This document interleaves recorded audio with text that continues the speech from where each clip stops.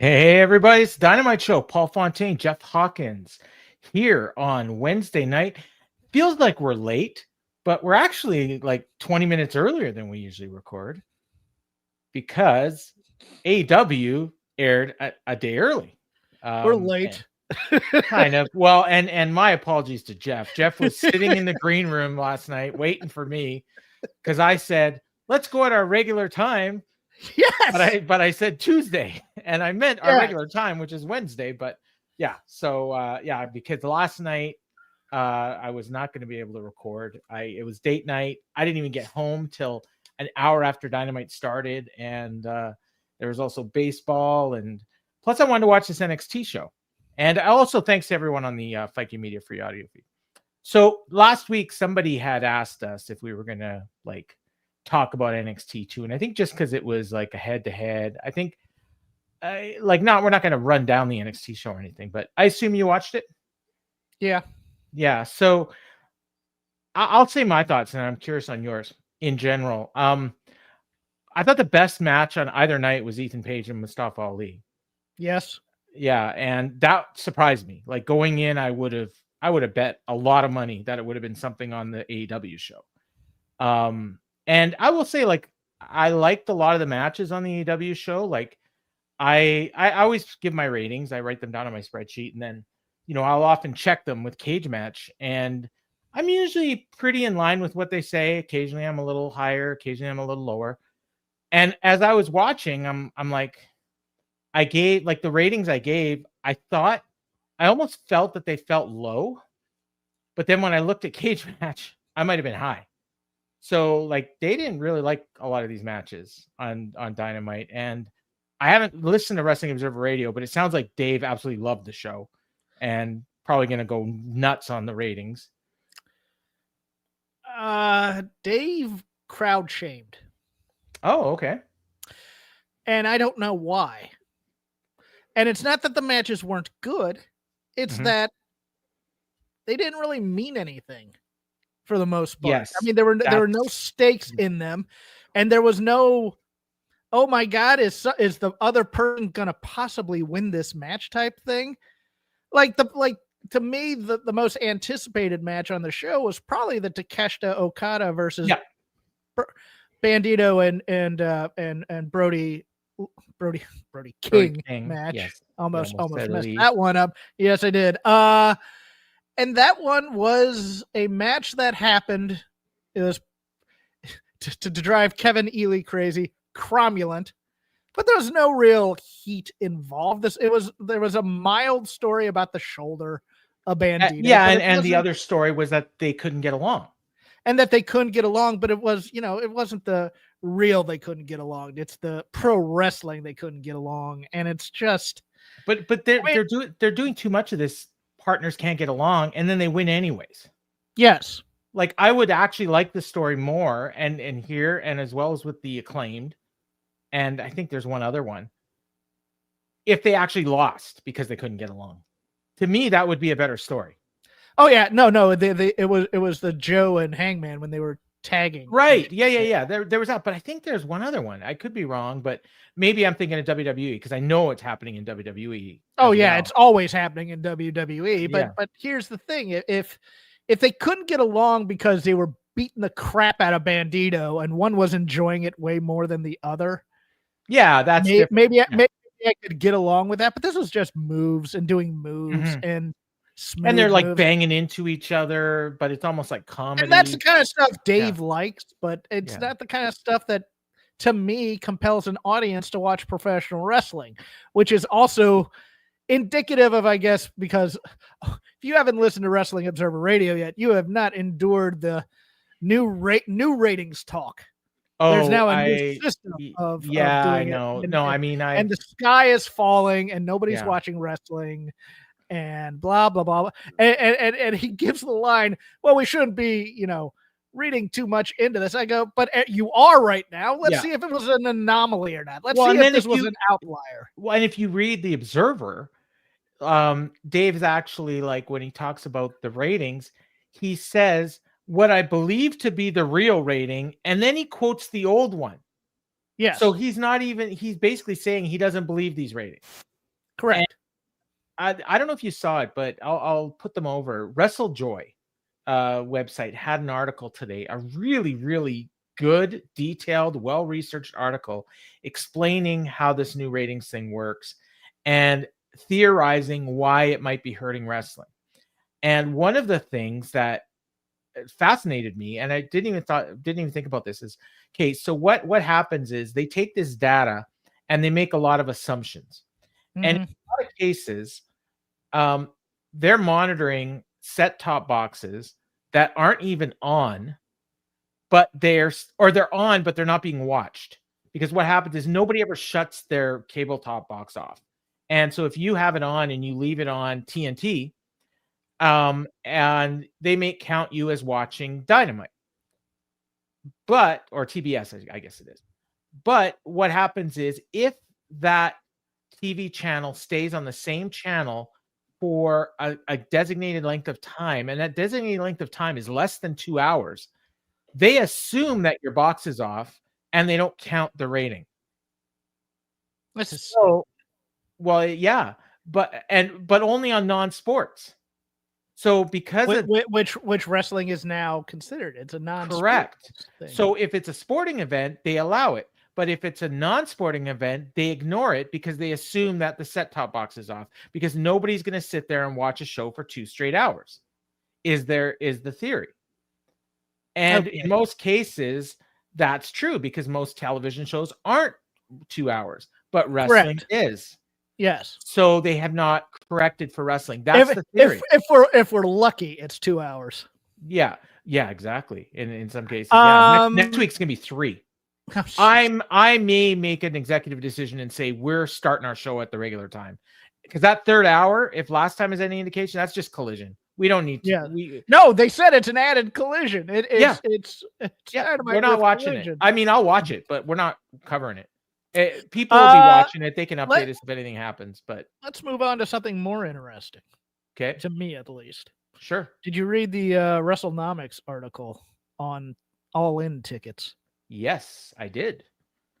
So do you have thoughts on this, Paul? Yeah. So for those that didn't read the article, the point of the article was that AEW got a kickback from Garland, Texas. I believe that's the city. Get paid. Oh, wow.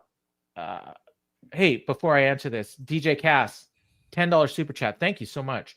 Hey, guys, long time no see. Referee training has been great. Awesome. Hope you're doing well. I think everyone has forgotten we lost a good amount of fans over the last 30 years. It's not being talked about. Oh, it's talked about. And I would say even over the last 15 years, maybe 20, that 20 for sure, that we lost a lot of fans, like in that 2001 to 2010 range. A lot of people drifted off. That's great that DJ, I can't wait. You got to let us know when you get on a show, and we are going to be doing a show, DJ, and I know you contributed some of the money to that, so hopefully you'll enjoy it. We're going to be reviewing the show where Tully Blanchard wrestled and Shaquille O'Neal. I just watched half of it today. Okay. Yeah, we have to pick a date yet. So, so thanks again, DJ Cass. So back to I can answer his question why fans, at least over the last 15 years, aren't back, is because they look at guys who are wrestling, they go, they don't look like wrestlers. There is a lot of that, yeah. There is a lot of that. And I know that a lot of people don't want to hear that. And I know that wrestling's better off for not having lots of jacked up steroid and cocaine guys on rosters and stuff like that. But like, I just remember showing wrestling to my brother and he's like, those guys are wrestlers. It's not just the jacked up, like, we're not talking like the Brock Lesnar, right? But even like if they're smaller, you want them to look like athletes. Well, yes. And also it's the presentation. You don't see promos anymore, really. You see set pieces designed to have, I start talking, my opponent comes out and interrupts me, we have a tete-a-tete fight, break up, rinse and repeat. And there's no, like, I can spend hours watching old 80s promos, just compilations of them. Even if they're not good, they're at least these guys had to try something to stay on the roster or stay in the good graces of whoever was booking at the time. I just think there's a lot of that. I think wrestling fans also don't make it easy to be a wrestling fan anymore. I think there's a lot of that. There's a lot of gatekeeping. that happens. And but back to the so the people that didn't know, they had promised that they were going to have an attendance of 34,000, I believe was the number, and the city told them, okay, if you do that, we'll give you $1 million in subsidies. And what happened was they didn't hit their goal, and based on the attendance that they did get, they only got 700,000. And what's been reported now is that how many people that were actually at All In was 22,000. Right. Now, you may recall that sometime the week of that show, they passed 25,000 on Ticketmaster, or WrestleTix was reporting over 25,000. By the day of the show, it was like 28. And then Tony Khan in the presser after said, I didn't see the final number, but I believe we were close to 29,000.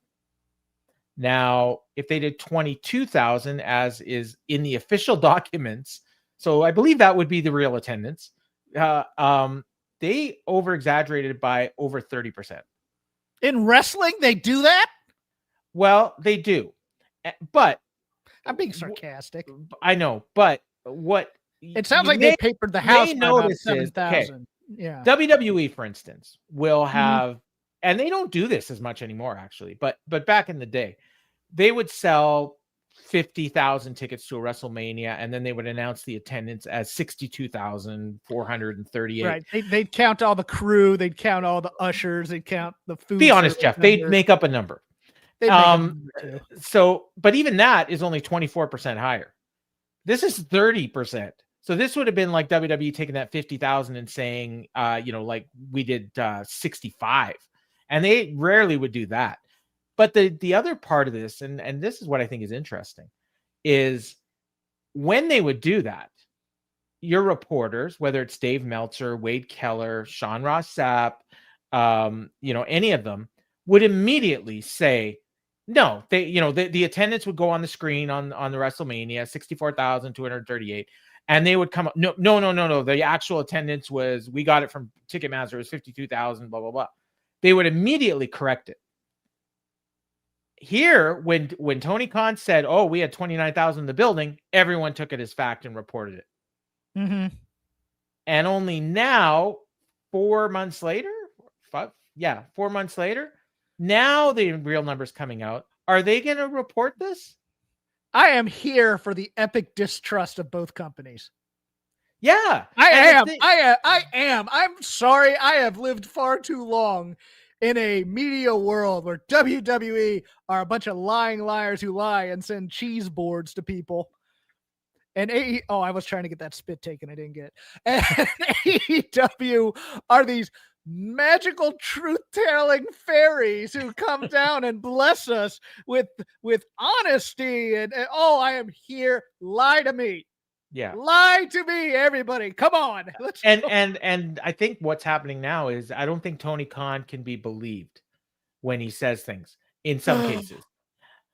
He's also like, there's been a number of shows where he has come out before the show or the day of the show and said, oh, we did $1 million gate. And then 3 months later, the Polestar data comes out and it was 740,000. And good. Maybe we'll see less Tony Khan then on screen. I don't think so, because people want to believe it, and people want, and I do too. Don't get me wrong. I want to believe it, but I don't want to be lied to. Well, you do. Oh, we got it. I don't know. No. You don't understand. I don't want to believe, and you just want to be lied to. Yeah, no, I don't necessarily want to be lied to.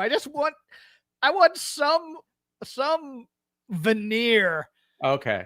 Of being kept out in the dark by these wrestling companies. I am tired of watching sausage get made, Paul. I am tired of hearing about everybody's contract details and whatnot in the news. And that's one more thing we'll have to mention. Who has this and who has that, and who doesn't like each other backstage because nobody can keep their mouth shut because they go running to all these people anytime they have their feelings hurt or are feeling butt hurt or under pushed. I am here for a cone of silence by wrestling promoters in some ways. DJ Cass, again, thank you for another super chat. Yes. And I'm glad he made this point, because this was a point I wanted to make about the NXT and AEW thing, because I feel exactly the same as him. I will conclude that neither WWE or AEW really have a happy medium when it comes to modern day pro wrestling, from presentation to creative. I would agree. Yes. And when I started, so I watched Dynamite last night, and then I watched NXT this morning. And I was 5 minutes into that Hardy's Dark State match when it hit me like a ton of bricks. I wish one of these companies had the wrestling that AEW has and the booking and production that WWE has, or even personality. I'd go that far, because the production, I can have a slick production in AEW with the occasional. They never get sound right every week. Oh, no, never mind that. That main event, when we get to it, like, oh my God, they fucked up bad in that main event. Yeah, one is all personality, and one is all presentation. Yes. One's all sizzle and one's all steak. And well, and I made this point when I watched the takedown, or when I did the takedown with Garrett on Monday, last week when the NXT show was over. I was so hyped up for this week's show, because they spent that whole show building up to this week. And then when AEW show was over, it was like we had, I think, 3 matches or 2. No, it was 3. It was the street fight. It was the Mercedes Open Challenge. And it was the Brodito against Okada and Takeshi. And we didn't even know about the Stips. So that's all we knew. And I'm like, yeah, they're kind of mailing it in. And then by Monday, when Collision happened and Tony Khan released a full card that was almost like a pay-per-view, which for God knows what reason he didn't promote it on Dynamite. And then when I sat down and actually looked at the NXT TNA card that I was so excited for on Tuesday, I looked at it, I'm like, yeah, this isn't really much. I don't know what I'm excited about, but then it's because they did such a great job of promoting a shitty show, and AEW did a shitty job of promoting a great show. Yes. Yeah, which is kind of par for the course. On this episode of Dynamite that we're supposed to watch, thanks to the super chats, by the way. Yeah. There's a Death Triangle squash match. Oh yeah? And it makes them look so much better. And that was Pac and Penta and Phoenix, right? Yeah, but this was Phoenix and Pac as a tag team. Oh, okay.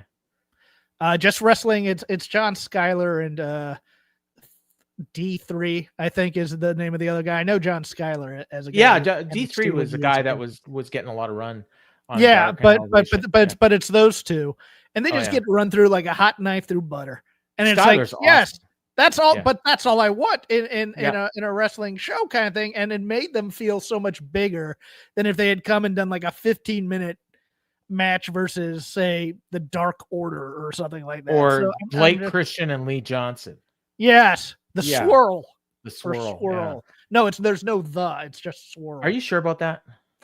I think it's the swirl. I'll take the swirl, but I think it's just swirl. Anyway, it doesn't matter. They suck.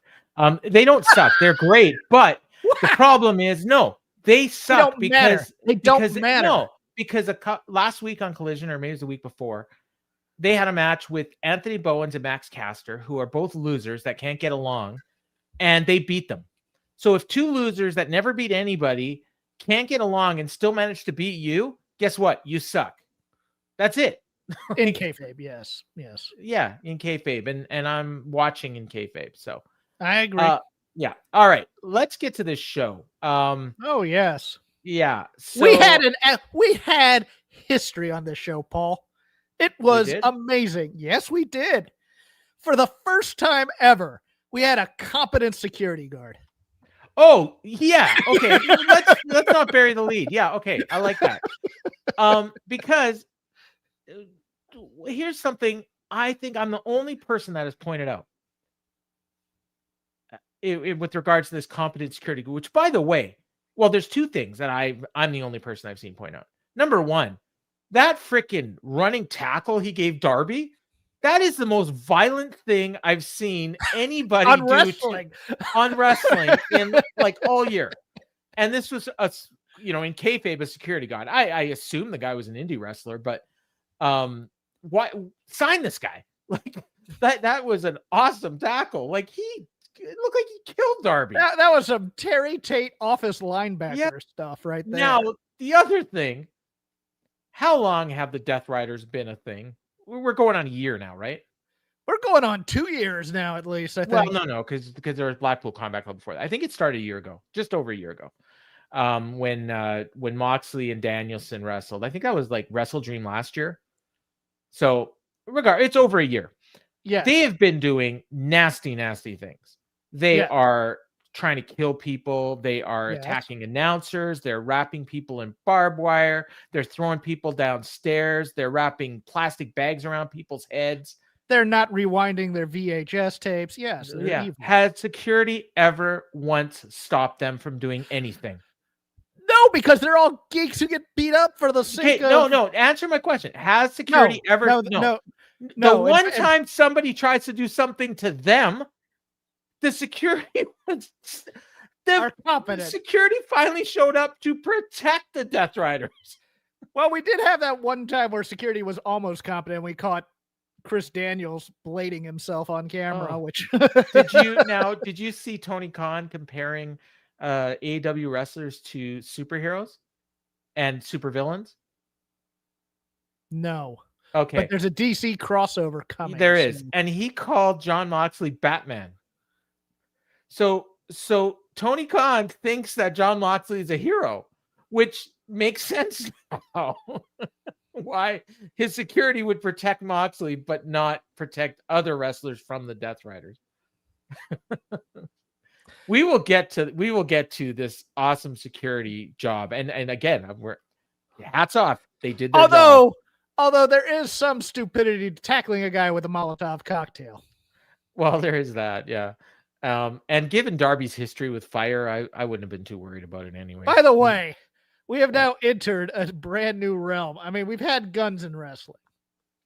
Have we ever had Molotov cocktails in wrestling to you? I almost think, I swear, I think we have. Now, it's possible we haven't, but I will say I know for a fact that I used it in e-wrestling. So, but I never did anything original. So that's why I think I probably saw it somewhere. Okay. Yeah.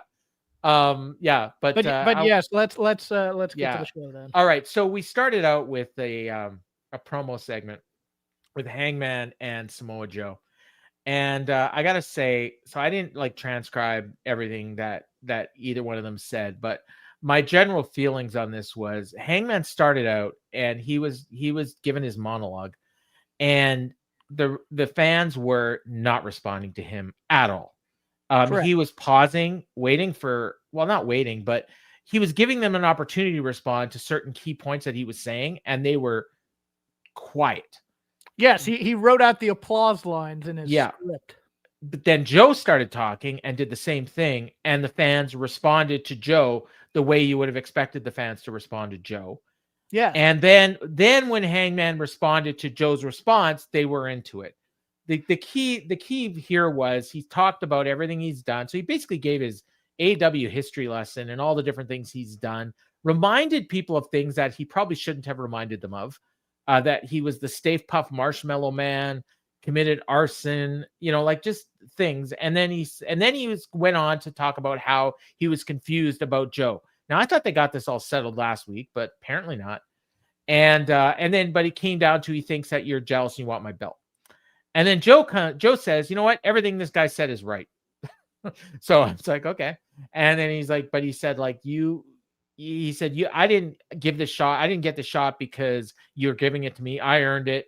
And at All In, we went in there to make sure that the fight between you and Mox would be fair. I appreciate it. I owe you for it. This was what Hangman was saying. So, but yeah, so Joe said that he said, yeah, everything you said is right. You're the champion, but you're a pretender. You wouldn't be the champ if we hadn't insured it. If we didn't have your back, you wouldn't be the man right now. And he said, in the middle of all this, I forgot who I was. But now I know you're not a champion. You're out here doing hustle, fake gratitude. I gave you the opportunity to win that belt. You won it. Congratulations. But now I'm coming collect on what's due. WrestleDream, you're going to be standing across from me. I'm going to beat you, break you, torture you.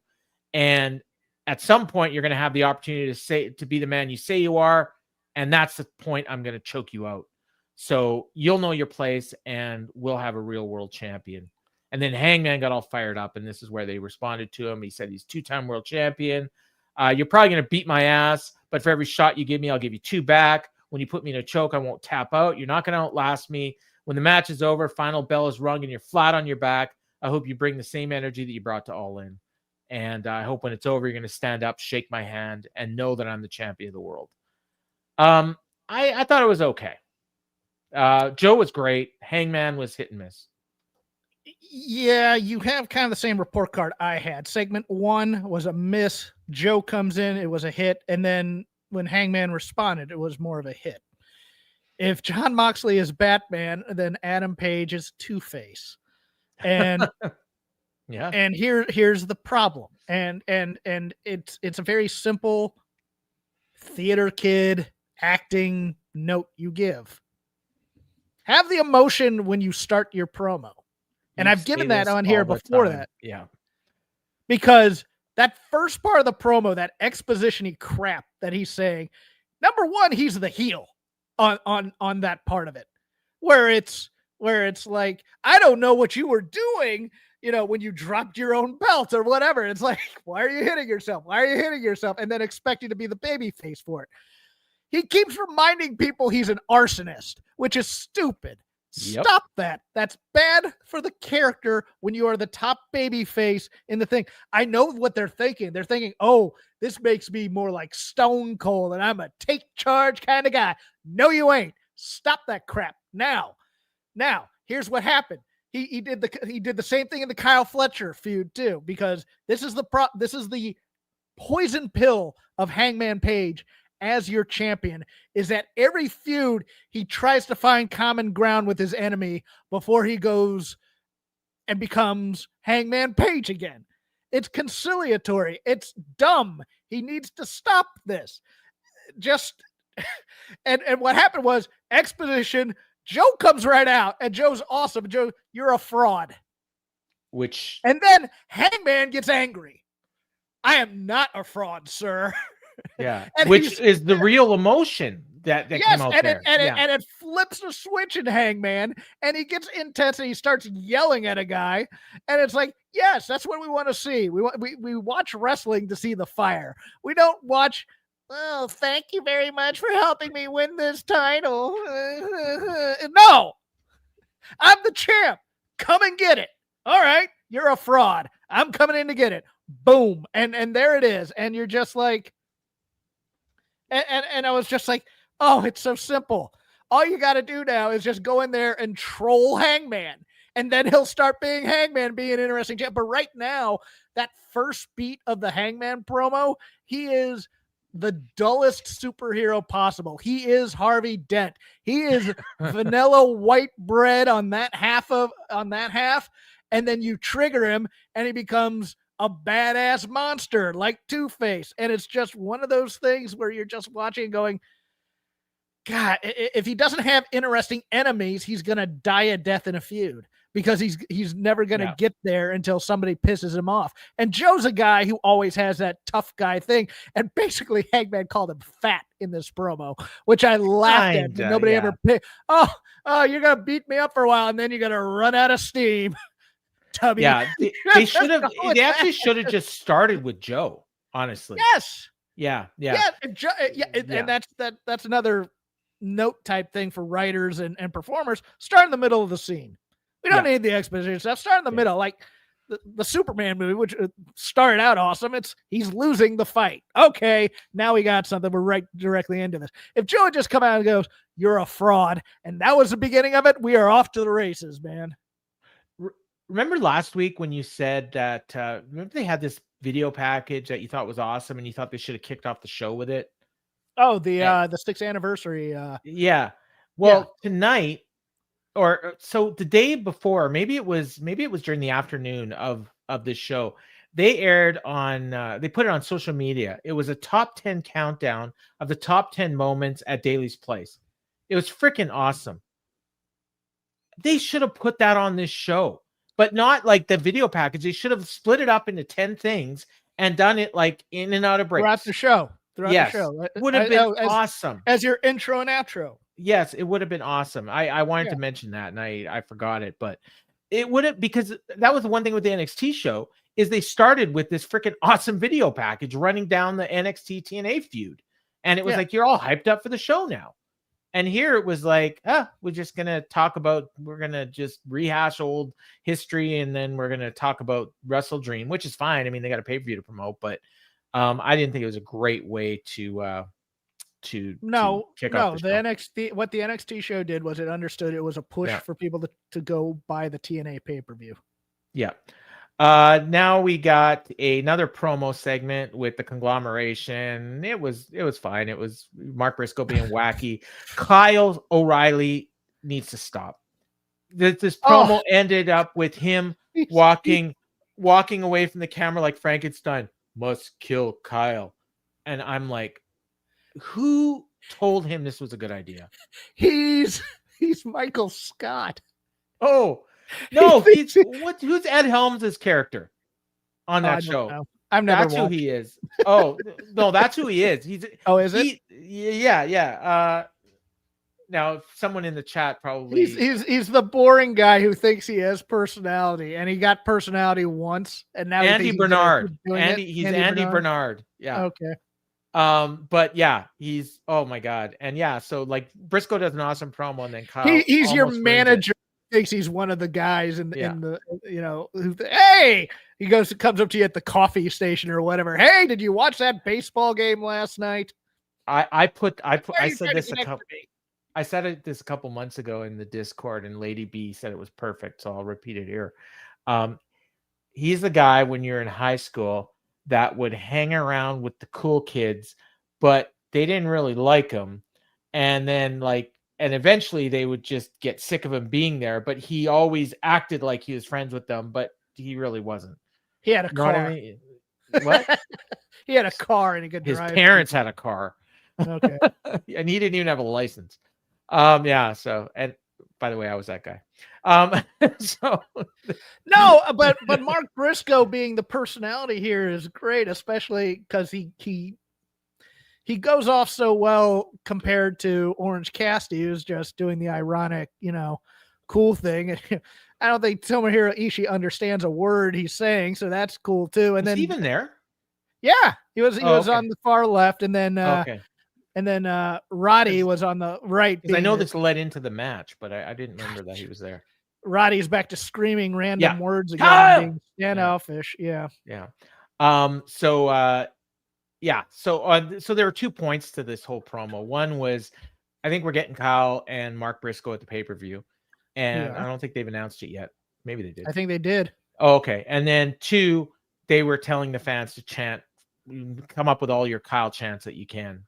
That's what the whole point of this match is. So got over so well last time, and it didn't work this time, but we'll get to that. So we got Ishii and Moxley as the opener, and the match, I mean, it's probably the best match on the show. It was hard hitting. It was exactly what you would have expected. Although one thing I didn't expect, Ishii bled. I think he broke his nose from a lariat, and it was hard way. I think regardless. Yes. And I can't remember ever seeing Ishii bleed. I'm sure it must have happened at some point, but I don't think he's allowed to bleed. I think it's in his contract. He can't bleed. There you go. He's made of stone. He is a stone pit bull, and you can't get blood from a stone, Paul. Well, he did here, and eventually they just beat the shit out of each other for 15 minutes. Wrestling Observer Hall of Famer, Tomohiro Ishii. And Moxley is not, even though Moxley absolutely should be in the Hall of Fame. So he hit a German, then a DDT, and a rear naked choke. And it was funny because the ref called for the bell, and the announcer sold it like Ishii was out, but he clearly was not out, and he did not tap. So I'm not exactly sure why the ref stopped it, but he did. So that was that. Nobody complained. He's kind of my exception to the Hawk rule. I can live with him no selling a pile driver here and there. Yeah. because it works for him. I just want to see him do that roar spy. I want to see Moxley like pat him on his head. Oh, well, and by the way, at the end when Moxley was walking out, he did like a quick bow to Ishii. And so quick, the announcers never pointed it out. Most people probably missed it, but if you missed it, go back and watch and you'll see it. It was like a quick respect, and then he walked away. So, and I write on the announcers for not bringing it up because that's kind of against character for Moxley. Right. Next we got, oh my God, the Bucks, the Bucks and Tony Khan, and so the Bucks show up, and Tony Khan's got this thing on his door, and apparently it's some movie reference to some movie I've never seen. And they're broke, and they need a money match. So I guess they were trying to get Tony to book them a match for money. And she asked him about the Jurassic Express. And Matt said they got tickets to watch their match up close. Nick wanted to know how he got the money. And apparently they sold their Reeboks. And again, they want a money match. And, spoiler alert, Tony Khan, this wonderful person, booked them in a money match. So he booked the two guys that he spent the last 3 months burying and not even giving pyro to against the guy that tried to kill him. And he's going to give the winners $500,000. What a great dude. So we're going to get another vignette of the Bucks probably winning, taking the money, losing it. No, Jungle Boy's going to win. Yeah. Okay. We got probably second. He should win. What was on the door? Because I'm trying to remember. It was like Tony Khan, but it was like something about the background or something. It was from a movie. Tron Legacy or something. I don't know. I can't remember. No, they wouldn't do a Disney. They wouldn't do a Disney crossover on a Warner Brothers film. Okay, so it wasn't that, but it was like, and I'm probably remembering wrong, but it was some. I thought it was just a weird. I thought it was just a weird background for it. Well, maybe it was, and someone was just assuming something that wasn't true. That's possible too. Okay. Yeah. Then we got probably the second best thing on the show. This Chris Statlander, Tony Storm video package. I thought it was great. It was narrated by Renee. She kind of went over their history and just about a bunch of stats. And like normally these stats, I kind of tune them out, but they're actually kind of cool. Like they've had the most matches of any two women, but yet they've never faced each other. She mentioned the number of wins they've had and all this stuff. And it was like really kind of cool. And then the very last line, I just thought they could have edited out because it was Tony just repeating, or it was Renee repeating one of Tony's lines about like strapping up your tits or something, and it was just like, I mean, I can barely tolerate. You don't want Renee doing those lines. Though. No, she's supposed to be a straight reporter, so you don't want her doing the goofy stuff. But 95% of this promo was awesome, and I wish we got more of these because they do them really well. So. On the Dynamite we watched, there's a pretty good video pack. There's a couple of video packages on there that are really good too. Like there's the it's the Onita introduction of the barbed wire exploding death match thing, and Onita's talking about it, to the audience. So they do video packages well when they do them. Mm-hmm. They just choose the wrong times to do them, or they don't put them in the right place, or they put them on social media or whatever. There was one on an early Dynamite that I just watched. It was building up the Cody Jericho match, and my God, it was like a 6-minute promo. It was the best thing I ever saw. Like not the best thing I ever saw, but the best promo package I ever saw on Dynamite. Like, and I just watched it not that long ago, and it was. But they would never do it now because they're not going to spend 6 minutes of what they consider to be dead air, which is not dead air. It's like promotion, and if it's good, people are going to like it. And they're probably going to share it on social media, and like the people in the live crowd won't respond. People in the live crowd are going to pop if you put it on the screen. Yes, that's the problem. Is they don't put it on the screen. Right. I agree. Gates of Agony and Hurt Syndicate street fight. This was fine. I mean, it was every. I was baffled by the end of this, though. Well, okay. So there was a sequence where Bobby Lashley he made a run. He was going to put one of his opponents through outside the ring, and there was a table set up outside the ring, and he was about to hit him with a spear, and then the other Gate of Agony guy threw a chair, nailed him in the head on his way. Good way to stop it. And then immediately after that, Bobby gets put through a table, and then 30 seconds later, he goes through another table. So this is like within at no more than 60 seconds, he gets a flying chair to the head and gets put through 2 tables. And my watch just went off and I'm trying to avoid it, but I think I know what it was telling me. Yes. I can spoil if you'd like. I don't want to know. But I think I do, and I'm mad. But anyways, I lost my train of thought. Okay, then let me go into but my point is all that happened in a 60-second span, and then 2 minutes later, Bobby Lashley got the win. Yes. Like, my God.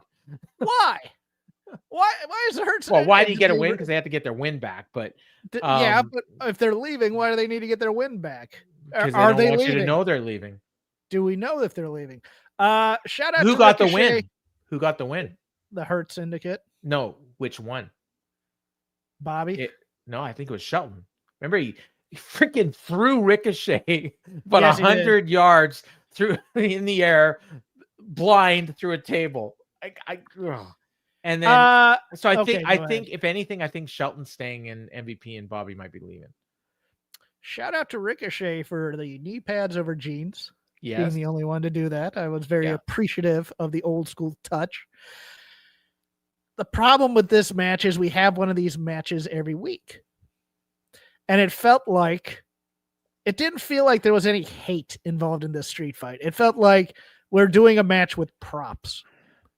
And I would say MVP felt like he hated Ricochet, but other than that, yes, but it didn't feel like the Hurt Syndicate had a plan to take one of the guys out, or even vice versa. The Geo or the Demand.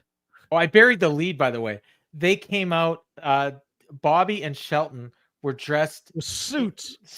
They took off their jackets, but they were wearing dress shirt. And then I don't know if I like that or not. Did you like that or did you hate it?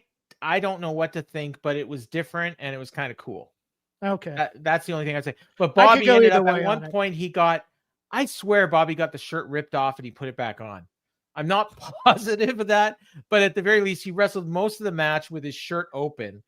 And then Shelton put the jacket on after the match on Bobby. I laughed at that. But MVP was dressed in fighting gear. Yes. Yeah. So but neither of these teams actually felt like, okay, our strategy is we're going to be using a chair and we're going to try and Pillmanize somebody's leg to take him out of the match or whatever. It was just, here's this set piece, here's this set piece, here's this set piece. Yeah. And I could see why a crowd would not be responding to it, because it's like, okay, we see a match like this every week. Half the time it's in the women's division. Maybe 80%. I mean, yeah, it's like it takes a lot for me to not like a street fight, because those are my favorite types of matches, but it's become so rote. And it's like, okay, kendo sticks, chairs. We're setting up the 2 tables for somebody to go through, and we go away from it to try and fool you a bit. It's all kind of patterned now, and it was emotionless, and that was my problem with it. I will say, I think the most impressive thing I saw in the whole match led to the finish, so that was great. It was that freaking German that Shelton gave Ricochet. Oh, yeah. Like, he was more than halfway across the ring, and he just threw this dude across, and Ricochet went completely blind into the table that was set up in the corner. Like, he hit his head on that thing, and you could see it. It was like that. I was also impressed with the not sidewalk slam. The table was up high, and you had to jump high to get through that, and they at least got that without killing anybody, which was nice.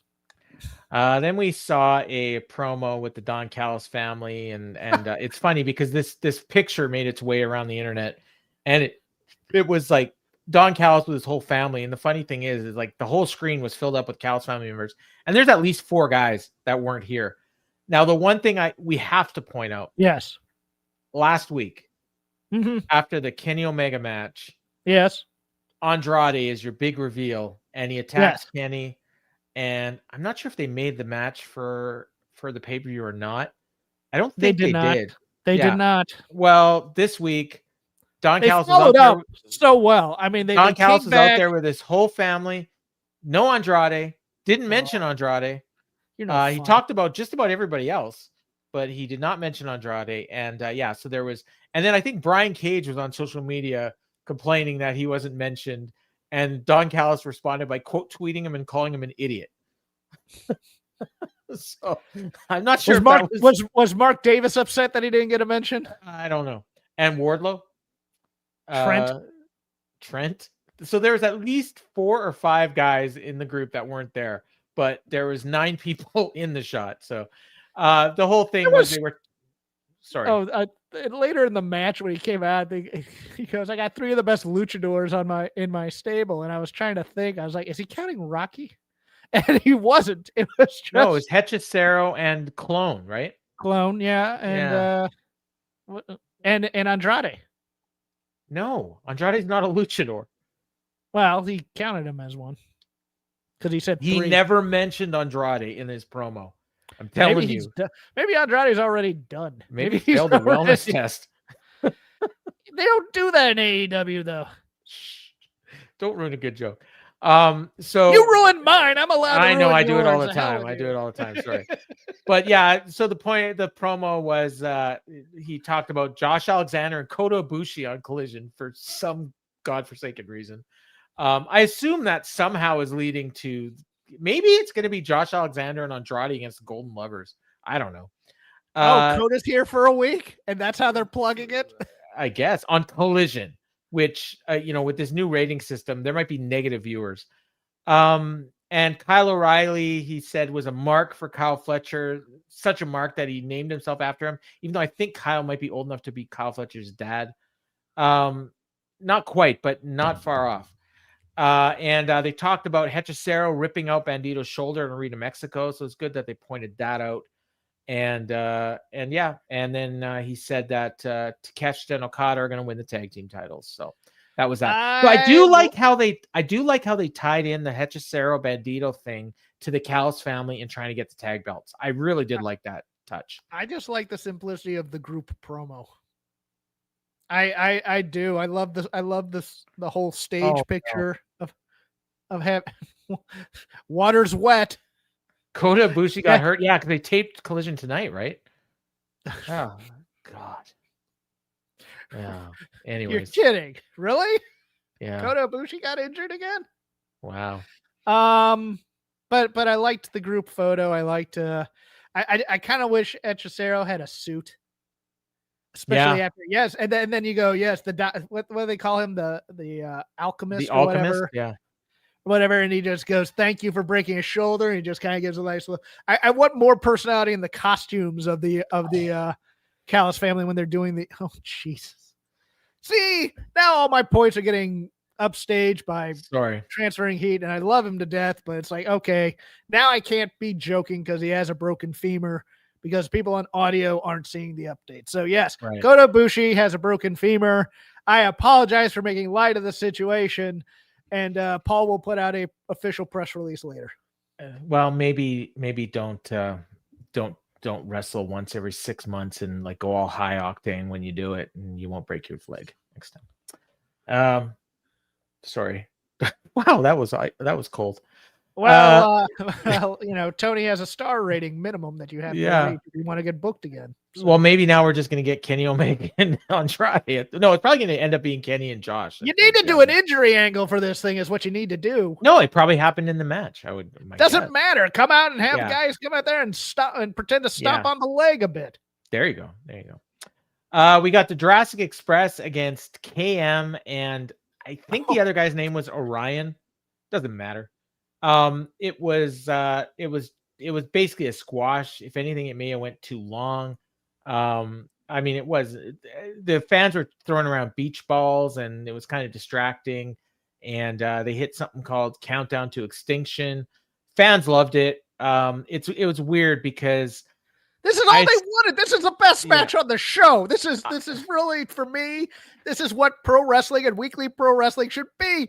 It made that smug look that Jungle Boy threw the camera on the 1, 2, 3. That's the best thing he's ever done in the last 3 years, in my opinion. I mean, it just made them look like damn superstars, and that's all you want. Do you not get the sense that Jack Perry in character is not into this Jurassic Express, and he he is gonna freaking stab Luchasaurus in the back the first chance he gets.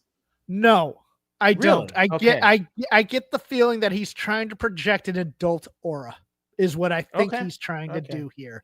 Because he said he wanted to take this in a darker direction. I don't think darker is the choice. He doesn't want to be Jungle Boy anymore. Right. But then why are they using the music? That's what I'm saying. I think it's a because it's a crowd pleaser. Yeah, but what's the word? It's not a swerve, but a misdirection. Okay. I think so maybe you're right. Like maybe he's not going to turn on Luchasaurus, but I don't think these guys are smiling happy baby faces, is my point. No, I think they're tweeners. Yeah, they may be dark heels because they're bullying Kenny, but they also have a grudge against the Young Bucks. So these guys might be the Peacemaker if we're into these superhero things. They're heels that now are we doing John Cena Peacemaker, or are we doing Peacemaker from the comics? I don't know the difference. I only know the John Cena one. Do you know Watchmen at all? I saw the TV series. Oh, never mind. Well, you'd have to see the movie. Okay. Yeah, no, I didn't see the movie. The comedian is basically is what Peacemaker is, because it's all based on characters that DC bought. Maybe he's Homelander. Well, hold on. Well, let me think. Who's a? You know what it is? It's like when somebody graduates from he's Nightwing is what he is. He's trying to get out of the shadow of being a Teen Titan and trying to be his own adventurer type of thing. I think Jeremy Feinstein, who is a comic book expert, I think he said Darby might be Nightwing. I might be wrong. Well, he might be. Yeah. We can have two. Yeah. Actually, you know what? Darby's more the Red Hood, if we want to be honest. I called him Spider-Man, but I didn't realize that was a different universe. So, but then I said he's Deadpool, and not so much. He doesn't have the sarcasm, but he's like reckless, like Deadpool. Where he just doesn't care, like because he can't die. But... Yeah, he'll do anything. Yeah. Actually, the can't die thing, that's perfect. Yeah. Anyways, so after the match, the Bucks came to ringside, took out Jack, gave Luchasaurus a low blow, hit the BTE. Jack tried to save him, but they got super kicked. And then they laid out Jack, challenged him to a match at WrestleDream. And later on, they announced that the match was happening, and it's for $500,000. Okay. Yeah. So let's pause there for a moment. Okay. So the Young Bucks babyface turn lasted exactly 1 week. When did they turn babyface? When Kenny, when during the whole. No, that was not a babyface turn. Well, they were teasing it though, so they decided. No, they weren't, because they didn't save him when Josh Alexander was beating his ass right in front of them. Yeah, but they decided not to. They were morally conflicted. No, they weren't. No, that's what they're trying to tell me they were. I don't know.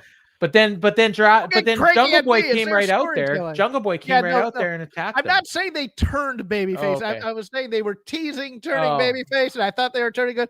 And I think they're gonna walk this back, and then they're gonna remember it in 3 months, and then I'm gonna hear this long-term story. Yeah. Yes, every time they do anything like this, this is the start of the Bucks redemption story. So fuck off. Yeah. I try not to drop F-bombs, but I nearly did during the Adam Page thing. But no, go ahead. All right. You're sure. We got a Death Riders promo on Orange Cassidy. The highlight of this was Pac calling Orange marmalade balls. I didn't hear a word after that because I was laughing so hard. Wasn't it tangerine balls? Yeah, it was. It was tangerine balls. Yes. And I howled at that line. I don't know what it is about Pac and his promos, but they're so stupid, but I take them so seriously at the same time.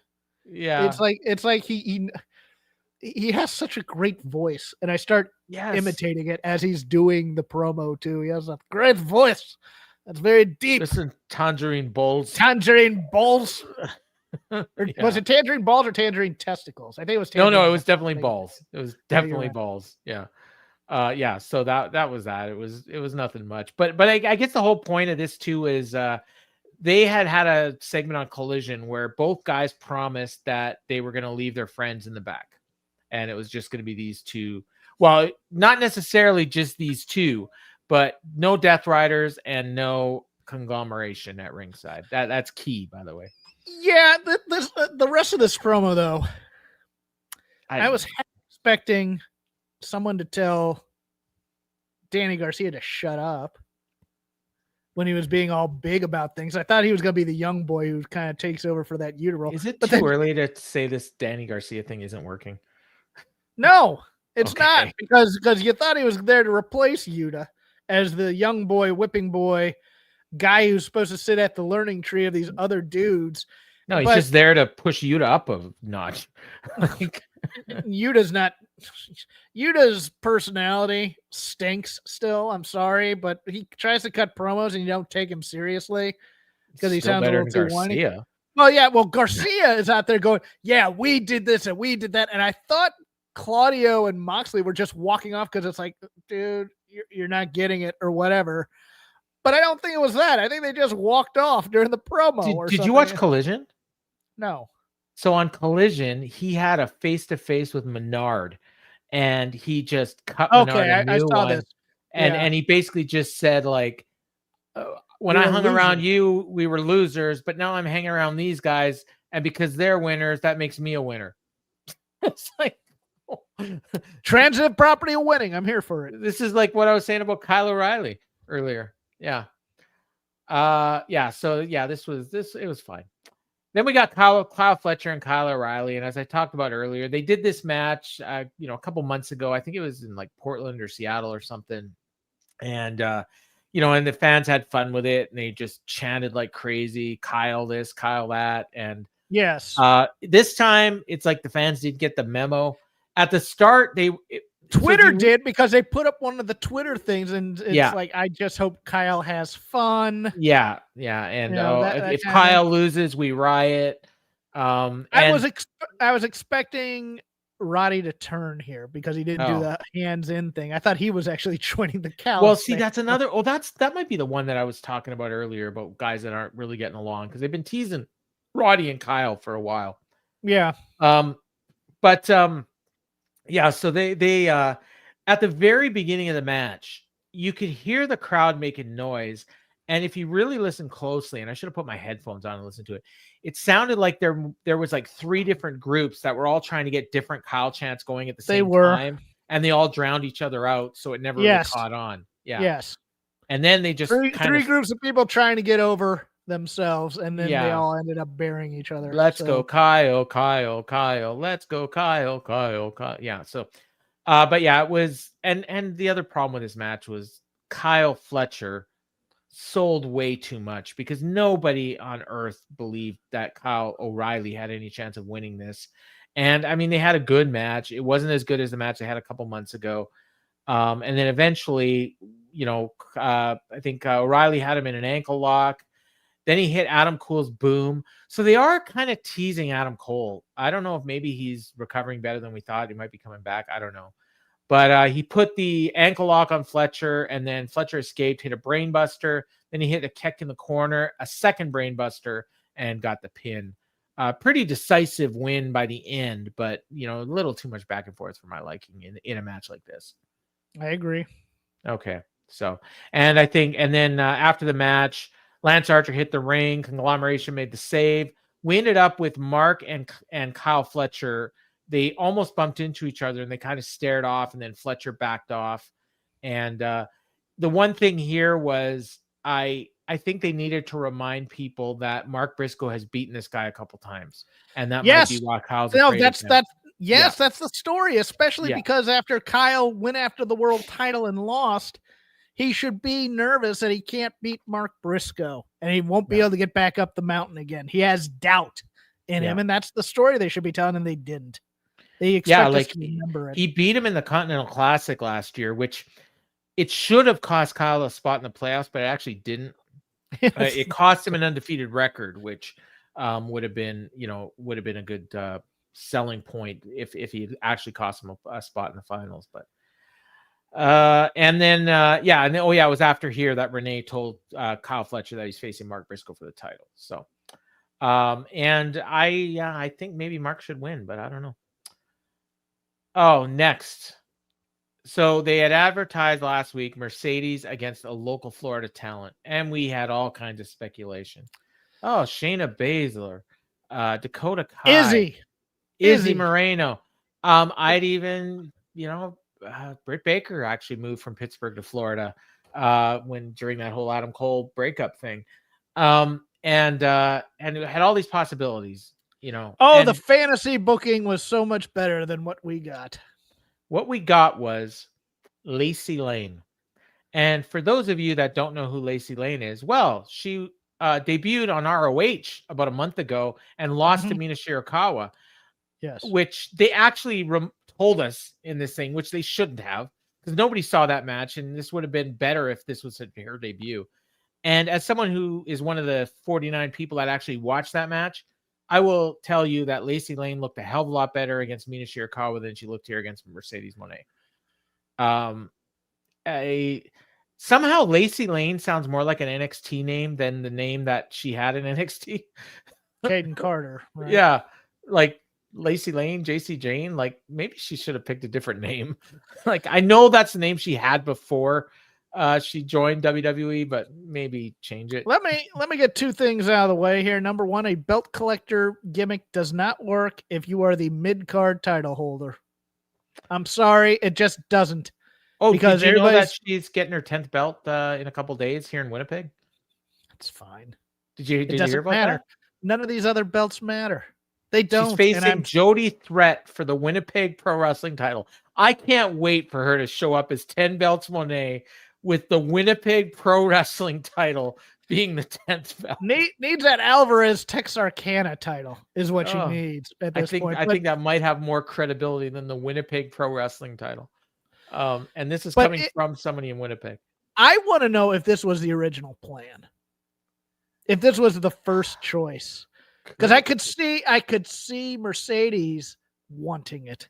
Really? And wanting to quote unquote give her a rub. Yeah. Because I think she's a Mercedes girl. Don't quote me on that. But unless this is I'm gonna beat a bunch of people who left Orlando. I don't understand to something. Yeah, I don't understand the point of this. I don't. It's and that's what I put in the chat when I was referencing, if this is to introduce Shayna or Dakota, who you've signed, who should get the win in their first match. Okay, I misunderstood what you were saying there. Yeah, okay. No, what I was saying is if this is, we're going to give you another person from Florida. Oh, I can beat anybody from Florida. Bring them on, blah, blah. And then it's Dakota Kai, and Dakota Kai beats her for the TNT title first, gotcha. Or TBS or whatever, TBS title, first match out. Then yes, or Shayna Baszler. Yes, that's how you do that. But this I don't get. And I actually thought the Izzy idea was inspired because she's not quite yet 18, I don't think. No, she just turned 17. Just turned 18. Oh, then it would be stupid for Izzy to take that match. Why? Because she wants to go to WWE and they hold grudges there. Well, maybe that was the plan and she turned it down. Who knows? I'm thinking that too because it's like because everybody they're waiting for 21. No. They signed Thea Hale at 18, I believe, or 19. They wait. So, no, I think it was 18. It was right out of high school. Yeah. So the match she had done Dark, and then they signed her over to NXT. So the match itself was not great. Lacey took most of the match. It was kind of sloppy at times, and nobody cared. Nobody cared reacted because nobody thought they were going to win. Not only that, I don't think anybody knew who she was. That too, because she didn't do the dance and she didn't have Casey Catanzaro with her. Well, no, and the fact is they didn't really do much on the main roster. So like even in WWE, she never got a reaction. Yeah, so, here's where Dave's gonna fail you because if you listen to Wrestling Observer Radio, it's like, and she's from WWE and didn't get a pop. It's like, well, people didn't really get to see her all that much on the main roster when they got moved up. They were there to like die a death. They were like, Fernando liked her. He wants to see more. Well, I will say like.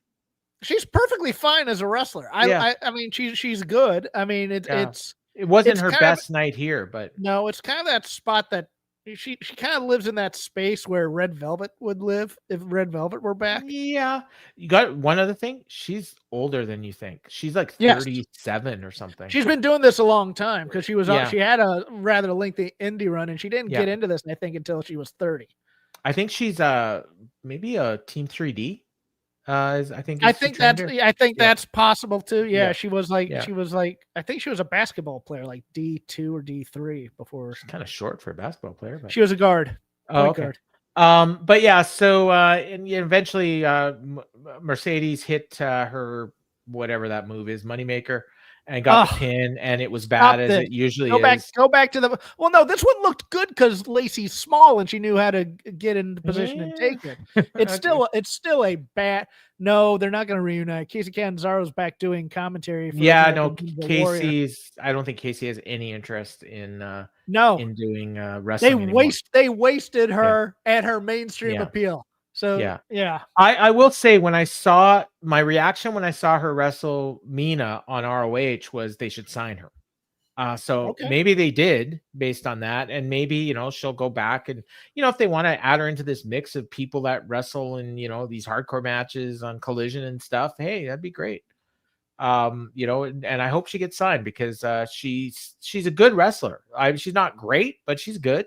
And she'd be good for like a stable though. A stable or a tag team, like if obviously she's an experienced tag team. I think I mean, if you could find a tag team partner where they could actually do tag team moves, like you could do the quick power team with like an Amanada, but I don't think I'd team her with Amanada. Amanada is a lot bigger than she is, I think. I might even put her in that Tekla stable. I think she could I like that. I like that. Oh, freaking Tekla. I don't know if it was here or on Collision. She did a freaking amazing promo. Like, and I remember hearing good. She's really good.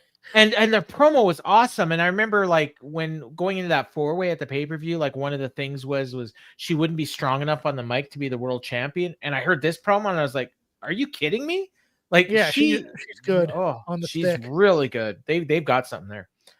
Speaking of promos, we got Sammy Guevara, and it was like a back-to-back promo with Sammy and Mortos. Mortos with these sunglasses over the mask. He took the sunglasses off at the end of the promo. Stupid, and I loved every moment of this. Okay, well that's good. And Sammy is everyone's favorite pillar. Is the best gimmick. Like he is such an annoying twat. Yes, and this is his wheelhouse. I've been saying this for years as being the annoying, cocky young guy is his wheelhouse. And I just kind of need Mortos to be more of a lawyer. If he wants to be a Florida lawyer with the polo shirt and playing golf, I'm cool with that too. With the mask. With the mask, yes. I'm here for this. Yeah, and then Sammy should be again. If you guys haven't seen it, go watch The Color of Money with Paul Newman and Tom Cruise. He is the Tom Cruise character, and he should be at all times. Did you know I just watched that movie a couple days ago? Actually, it was yesterday. I did not. It was yesterday. I did not. I love it. I saw it years ago, but I watched it yesterday. And I mean, my pitch was he has the black shirt with Sammy perfect. on it too. Even looks like him. Yes. Because it's Tom Cruise in that thing. He had the hair. Yeah, the pompadour. And for a little while. He should do a video to Werewolves of London too. Yes, his hair was perfect. Yeah, and Ty Conti can be his Mary Elizabeth Mastrantonio. Yeah, who has never been hotter than in that movie. Scarface. No. She had that perm in Scarface. I like her. I like her in this, and I'm a big fan of Mary Elizabeth. She's really. I like her in the business suit and Class Action with Gene Hackman. Oh, it's yeah, a bad movie, but yeah. So he did the promo, challenged Eddie to fight Mortos, and Eddie was with Hook, and he accepted. And this appears to be leading to either a tag match or what I actually think it's going to be is Sammy and Eddie in a singles match. Roosh wants to grow LFI according to headlines. I'm like, who do you got? Well, I think they thought it was going to be Andrade, or Santos. Santos Escobar, by the way, re-signed with WWE after almost 2 days as a free agent, and got a nice hefty pay raise because I believe he pitched, "Hey, I can be the guy in AAA who does English promos over on your show to pitch pay-per-views." I think that's how it went. Oh, okay. Well, yeah. Well, good for him. Get paid. Get paid. Brodito and Okada and Takeshita. We talked about this match earlier. The story was Bandito hurt his shoulder, and I thought he actually did a really good job of wrestling with one arm, probably because he was really only had one arm to wrestle with. There were times where he was doing the Al Cervic, though. My arm.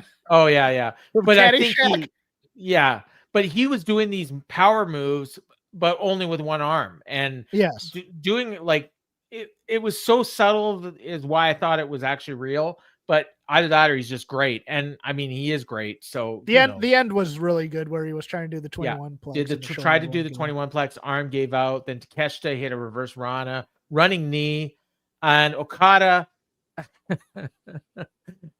was supposed to steal the tag, but he didn't do it. And then basically Takeshita had to wait for him to do it and then get pissed off that he did it.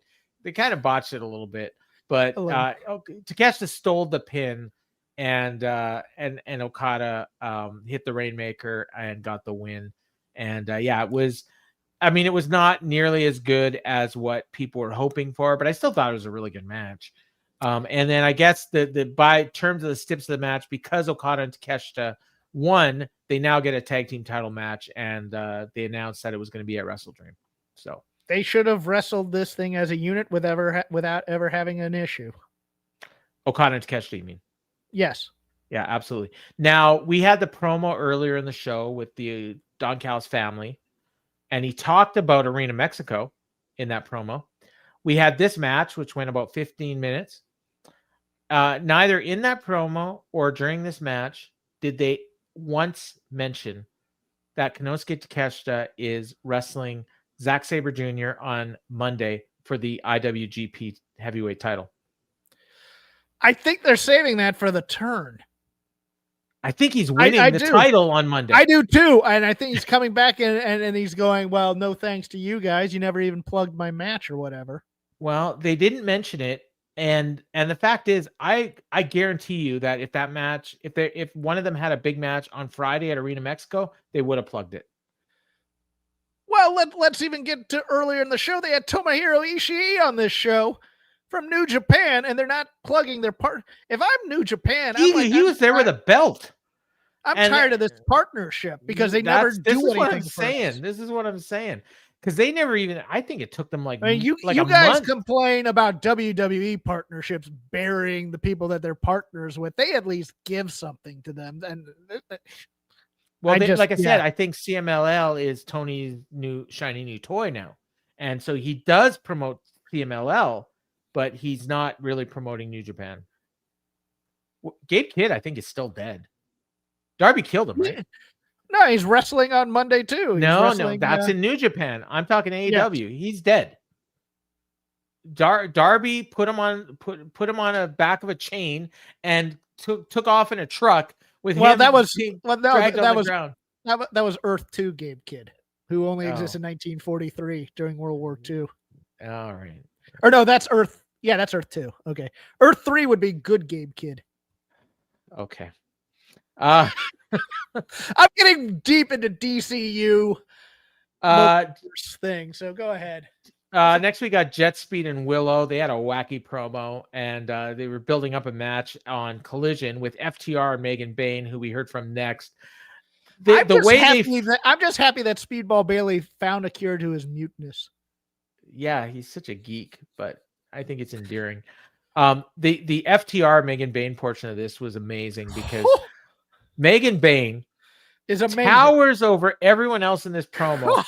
But not only does she tower over everyone else in this promo, she's got a massive headdress that goes she's darker than everybody in this promo too. You're just looking at it, my God. But even Penelope is taller than FTR.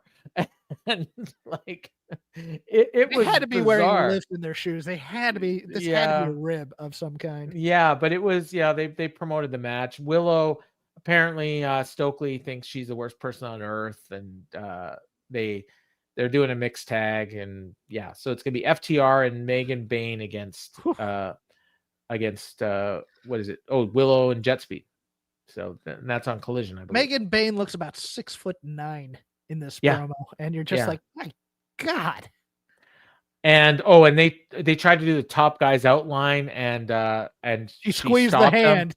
Yeah, she stopped them, and then she said top gods out.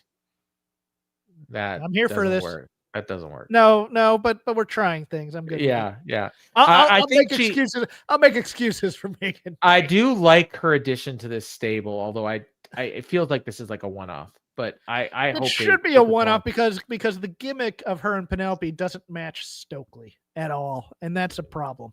Yeah, but the girl with like this is like their baby doll, right? It could be if they wanted it to be. Yeah. Because didn't Baby Doll tower over everyone too? Yes. Yeah, that's before my time. So did JJ Dillon. I mean, when you're looking at him next to Tully too, it's like I would pop so hard if like next week Dax shows up with an envelope. And plane ticket to Hawaii, possibly. Megan Bain's like, what's this? It's like, got you a plane ticket to Hawaii. Yeah. What? Yeah. So yeah, the match is on. Then we got Reese and Brodito, and Bandito cut this promo in English where he just I felt so bad for the guy. He's like, I tried, but I couldn't do it. And then Brody gave him a pep talk and said, never stop fighting. We're never gonna stop fighting. And we're gonna leave WrestleDream with those titles. And every second of this promo, I thought these poor bastards are losing those titles. Look, here's what they need, really, is to set up the 3-corner science fair experiment type backdrop that they had in the territories, and just let Brody King cut a 60 to 90 second promo every week. Yeah. He's a guy that just needs some reps on the promo thing. Get to the point, do a money promo, and he'll get far more over. Look, he's over as a worker. I get that. But he hasn't had a personality beat in 5 years in this company. And he needs it. And he's not going to get it with little skits with Mandy. Let him do the talking for the team. Let him cut a promo about Okada and Takeshita. 60 to 90 seconds. Do it as a pre-tape so that you're not doing it live and he screws up. You know, give him a chance to screw up a little bit. And get this guy over, because he could be over. I mean, he could be far more over than he is. Let's put it that way. I'm not going to say he's not over. Can I do a little bit of fantasy booking here? Sure. Okay. Pay-per-view. They do the match. Bandito wrestles his heart out. You know, they have a banger, you know, like maybe like we were expecting this last week's match to be. But eventually, Bandito's shoulder gives out on him, and he gets pinned. And Takeshita and Okada win the tag team titles. And then they leave. They got the belts. Brodito's in the ring. Brody picks him up. He's consoling him. And then he fucking murders him, rips his shoulder out of the socket. And then on Dynamite, he says, like, I got saddled with this guy. I carried him. We were the tag team champions. I dumped him. Hangman Page, I want you. And then there's a feud. Like, and I would be up for that. Look at me. Well, no, what he should do, and he should address previous things like, look at me, I'm a monster, and they wanted me to do the Macarena. Yeah. I'm a killer. I'm going to kill you next, Hangman. Yeah, and don't give me your expositions. Don't give me this. Don't give me that. I want to fight. And yeah, don't give me your compliments, Hangman. Yeah. Give me your ass. He'll probably lose, but he could get over as a killer. Yeah. Yeah. So I don't think it's gonna happen, but that's my fantasy booking. Then we got the main event, which actually surprised me that this was the main event. You know, like looked at the whole lineup, like this might have been like my fourth choice. Like I thought maybe the Brodito match, maybe the TNT title match, maybe Moxley Ishii, but no, it was Orange Cassidy and Pac. Oh, by the way, for the stopwatch people, we had one Mercedes match against Caden Carter. That was your only women's match on the show, and it wasn't until 90 minutes in, and it was not very long. And the night before on Raw, we were 2 hours into the show before a man entered the ring for a match. Did you notice that? Doing it for themselves. Yeah. Do the stopwatch people count WWE or no?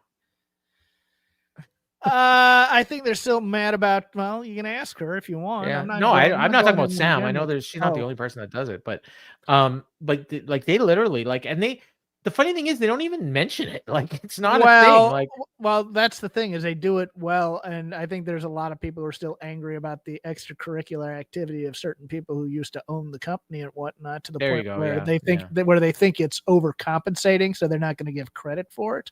I think I think they're just putting on a show, and sometimes they happen to have more women's matches. Sometimes they have more men's matches. I understand the logic of this being the main event because we're setting up for the Darby. Yeah. Well, and especially with the closing angle, it kind of had to be. But Darby as a surprise didn't need to happen. You could have been plugging that Darby's in the building and he wants to do something crazy all night. And you would have kept the eyeballs on it too. It's like, Darby's here and he's angry and he's a little bit crazy. Like, you just have him just doing crap in the background while other people are doing, like he's playing with a chainsaw at some point. It's like, what's Darby gonna do later? He's vowing to get his hands on the Death Riders. Yeah. And he's not only is he vowing to get his hands on the Death Riders, he's looking to permanently injure one of them. Yeah. He is on a rampage. He is back. Like, they're doing promos and he's the guy backstage doing the Tasmanian Devil stuff, just throwing stuff all around, looking for people and things like that. And maybe sure the Death Riders like holed up somewhere, with their film student or whatever, doing the weird lighting and angles for their matches. And, and they're hiding from Darby because they're afraid of Darby somewhat. I don't know. Something like that. I just found the surprise of Darby. I'd much rather they promote it than have it be a surprise. So they had a match and it was, it's good. These guys always have good matches. So the key spot was they're in the ring and Orange Cassidy was on the top rope and he was going to hit, one of his, I think probably the elbow on Pac, and Pac did the slow roll that Orange Cassidy always does and rolled out of the ring. And then Orange Cassidy followed him out. They ended up fighting into the crowd. Then the ref was, so on the top of the stairs, Pac gave him a tombstone, and then Orange started rolling down the stairs. The ref went to check on him, and while the ref was checking on him, Darby Allin, who was hiding behind the rafters, and locked Pac's ankle to something. And the problem with this was, like, nobody could see Darby. They were barely showing what was going on. I mean, the announcers actually did good job of explaining it, but I imagine for the people in the crowd, it didn't work very well. And then Orange went back to the ring, and then somewhere in there, I guess the handcuff broke, and the camera caught it, so they couldn't pretend that he was locked anymore. So Pac made it back to the ring. And then the other problem with this was, I guess the ref was counting the whole time, but the camera wasn't focused on the ref counting. We couldn't hear the ref counting. Maybe the people in the building could, but on the scene, like, it just kind of all happened. But it was, sometimes when they do this, it works really well because you got the 1, 2, 3, and the guy's desperately trying to get back to the ring, and and you got the drama. But when you can't hear the ref and you can't see the ref, it kind of destroys that drama. But Pac gets back to the ring, and then as soon as he got back into the ring, Orange Cassidy hit him with a dive roll, and then he cradled him and pinned him. And it was a good, I mean, the idea of the finish was good, and the very finish of the finish was good, but the lead up to it just left a little to be desired. Yeah, it was one of those things where I'm just like, all right, they turned it into a Yano match all of a sudden. It's like, all right. Yeah. Well, and the other thing was Hulu cut this off as soon as Darby locked Pac's ankle to the thing, the feed cut off. Or not Hulu. Yeah. So some people didn't see anything that happened after that.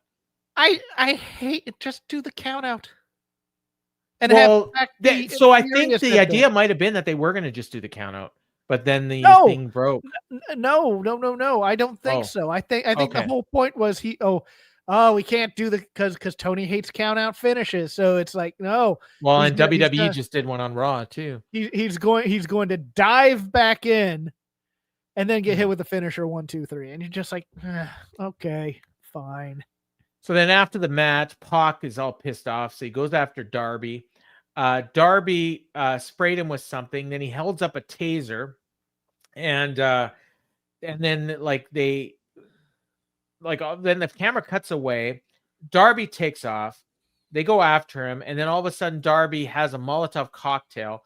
And then this is the spot where the security just runs in, came from out of nowhere and just tackled Darby to the ground. Darby was fighting, trying to get away from the security guard. I was loving this. This is awesome. The best match of the night. Yeah, and they had 9 security guards trying to hold Darby back, and the Death Riders are scared.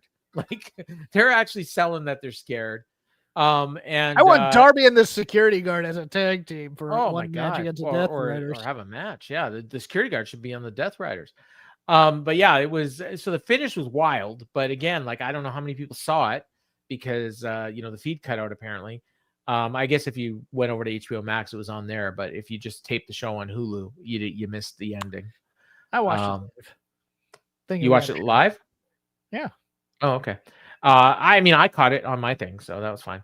I'm getting a new cable system on the weekend, so I don't know if it's going to be different, but I got a great deal. I'll tell you about it off air. But yeah, so that was the show. I thought, it was too long. Although, I will say, watching it, by the end of the show, it didn't feel worn out like I sometimes do. But I think part of that was probably the fact that I didn't have to do a show right after. Because usually by the time I watch the show and then record, I have a great time doing the show. But then I go sit down and I'm wiped. I fall asleep within 10 minutes. When I sit on the couch and throw something on TV and yeah. Well, I thought we had a show, so I was all right. Yeah, I know. I'm sorry about that. No, it's quite. And then next week, like I said, they're doing a 3-hour show, 2 hours of Dynamite, 1 hour of Collision. And like I said, I'd say at this point, I'm 85% sure we're going to just record in our usual time slot. And if something happens on Collision, people can tell us. You'll need to remind me. Oh yeah. Okay. Well, I might just be watching and going, I got another hour of this because knowing them with this 3-hour thing, they're gonna save something for the main event on that third hour. I almost that's how they do it. I almost when Excalibur first mentioned it, and I think I kind of knew that this was coming, but I had kind of blocked it out of my mind. When he first said it, he says we have a 3-hour special next week with Dynamite, followed by a 1-hour Collision. And the way I thought it was 4 hours, and oh my god, I wasn't gonna do it. But then I realized that he misspoke. I just need a show of you, or a live cam of you, with your arms crossed like that. Not gonna do it. Nope. Nope. Well, I think this is gonna be the norm going forward. Whenever they have a Saturday pay-per-view, they're going to be doing 3-hour Dynamites on Wednesday and then a 1-hour pre-show on Saturday. Yeah. So, in a way I like it because it's actually 1 hour less that I have to watch, because normally they still do a 2-hour Collision and then the 1 hour pre-show. So in this sense, we're actually got less Dynamite and Collision to watch. So I do like that. Okay.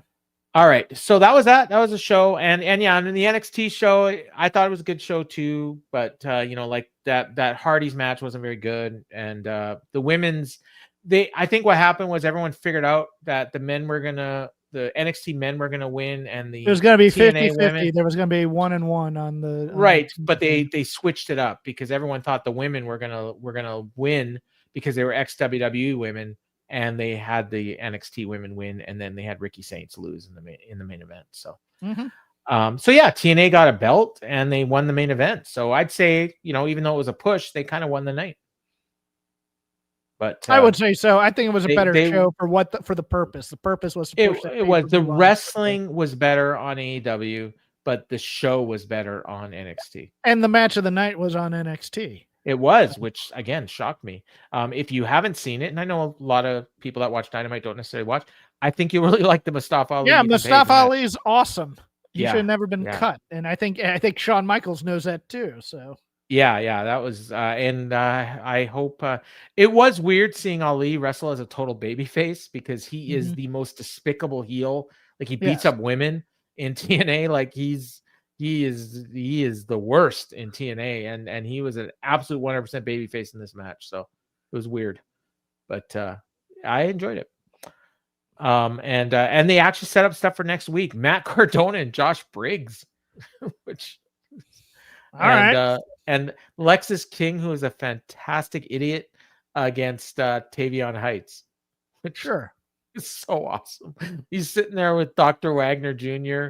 and or El Hijo to Dr. Wagner Jr. I can't remember what this idiot's name is, but he's like insisting that it's Tavion Heights, even though Tavion Heights is black as night, and this dude under the mask was clearly Mexican, but correct. Lexus King was convinced that he was Tavion Heights.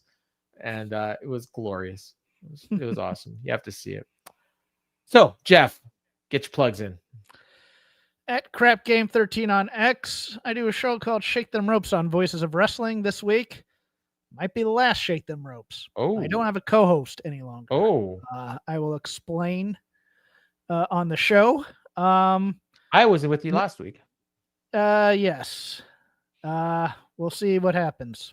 So okay. I'll talk through it, and I'll let you all know I'm not enjoying wrestling a lot right now also. So I don't know if I want to rebuild the show or not, but we'll have a short but sweet conversation.